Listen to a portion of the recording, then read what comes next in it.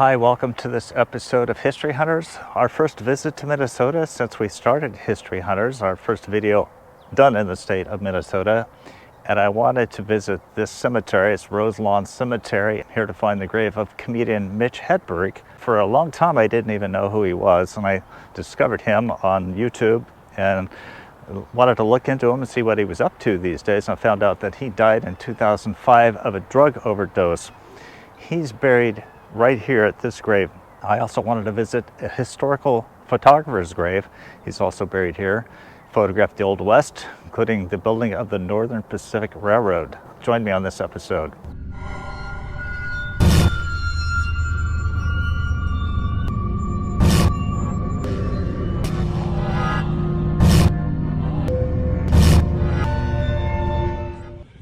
Here's the grave of Mitchell Hedberg, 1968 to 2005, and his mother, Mary A.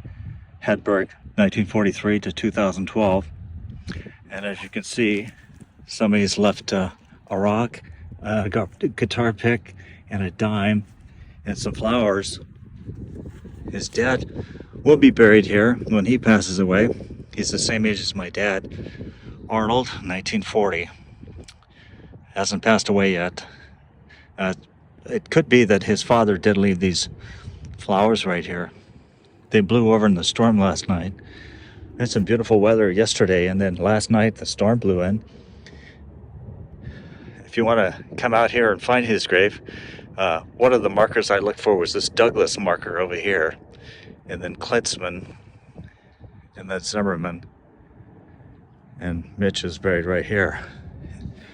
I think he was in a lot of denial about his drug problem. He had a serious drug problem. I used to do drugs. I still do, but I used to too.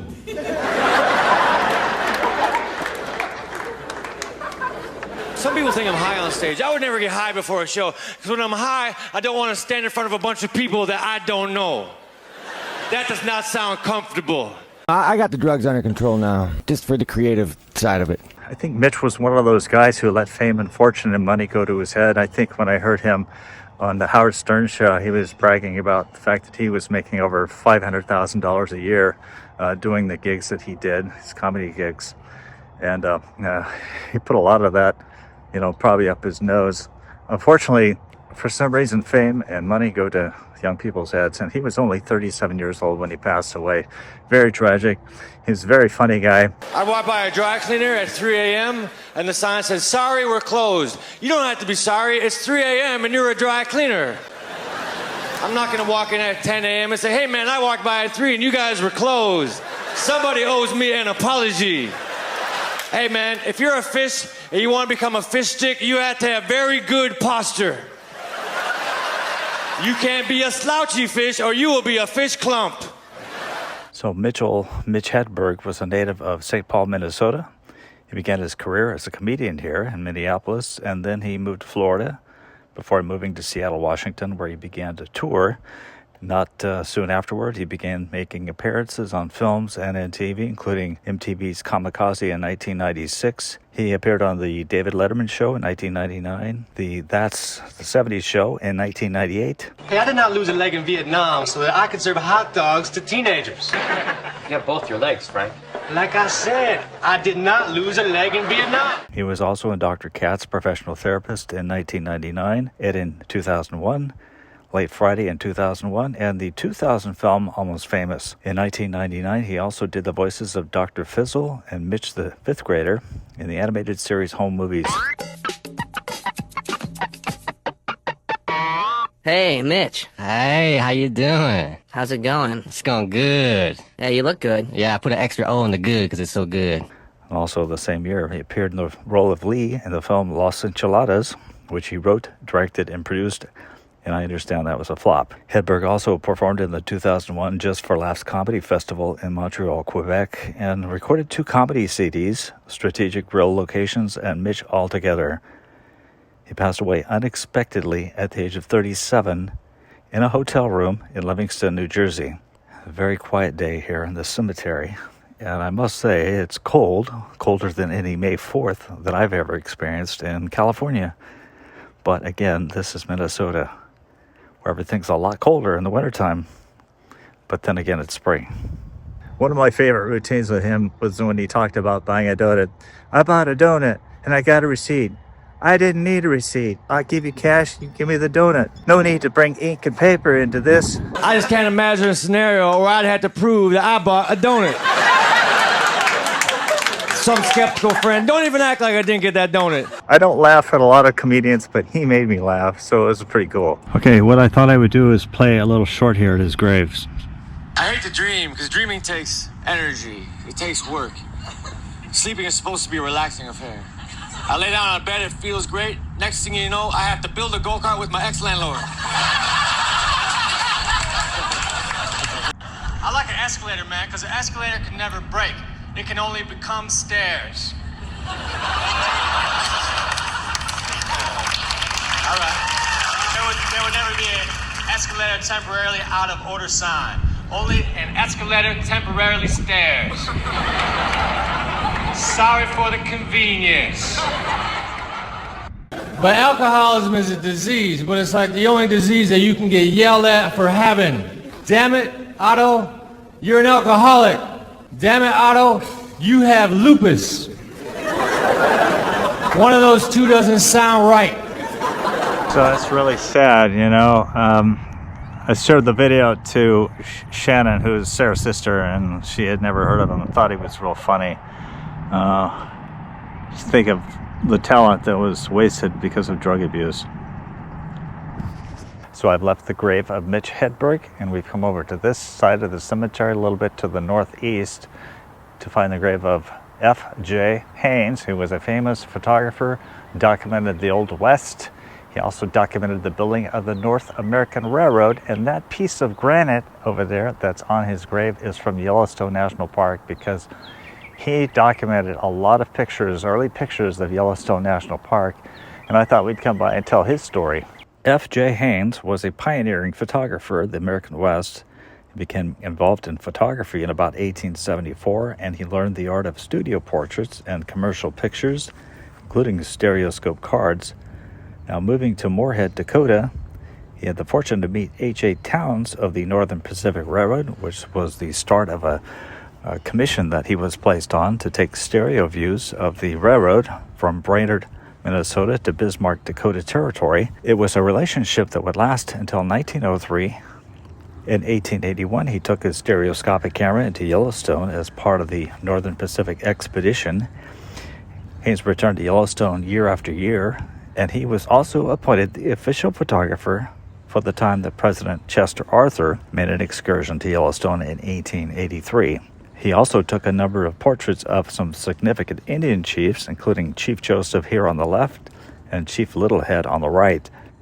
Haynes continued to enjoy his visits to Yellowstone in his retirement years, last visiting in 1920, having turned over his photographic interest to his son Jack, and he died here in St. Paul, Minnesota. So what I think is really cool is, I don't know how many miles, but this was like all the way from the Yellowstone National Park, the one that he was very familiar with, the one that he helped document in its beginning days of exploration. And I'm sure that this rock here came from along the railroad itself, I'm sure. Uh-oh. It's flaking off. Oh my gosh. Yeah, sorry about that.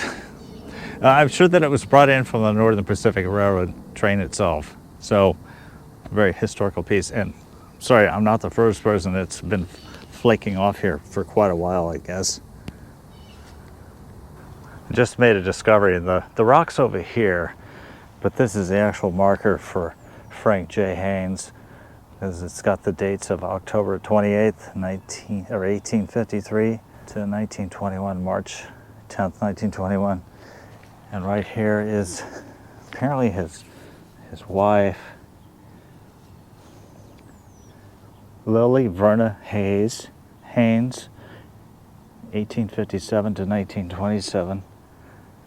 And we have, looks like George Haynes here, 1883 to 19. It's really muddy today, so that must be the son. So one of the famous pictures that he took was of the surviving horse. Now, when you think about Little Bighorn and Custer and all his men were slaughtered, the horses were slaughtered, There was one horse that made it. He photographed that horse. I understand that horse is now stuffed somewhere in some museum, but one of the last only survivor of Little Bighorn, 1876.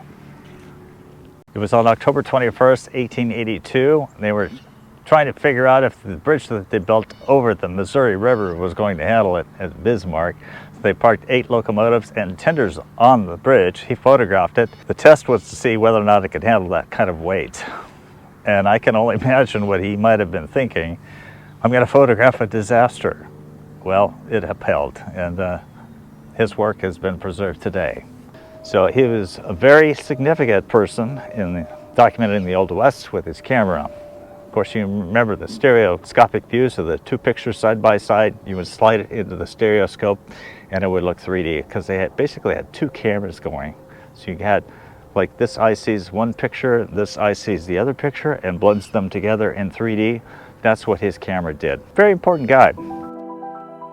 Haynes' lasting claim to fame lies in his nearly 2,400 stereo views of the Northwest and single-image photographs. Beginning in 1884, Haynes worked in Yellowstone National Park as its official photographer. He was licensed to operate a photo studio at Yellowstone's Mammoth Hot Springs, where he sold photos to tourists. Haynes also established stands in other hotels, and in 1897, the Log Cabin Studio in the Upper Geyser Basin.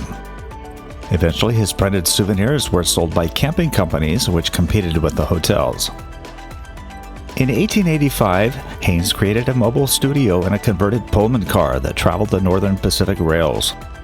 Moving town to town, the Haynes Palace studio car allowed residents to have their portraits taken in an era when cameras were hard to come by. Haynes operated the studio car for the next 20 years, snapping portraits of folks scattered along the northern tier of states between the Great Lakes and the Puget Sound. So let's now take a look at some of his stereo views.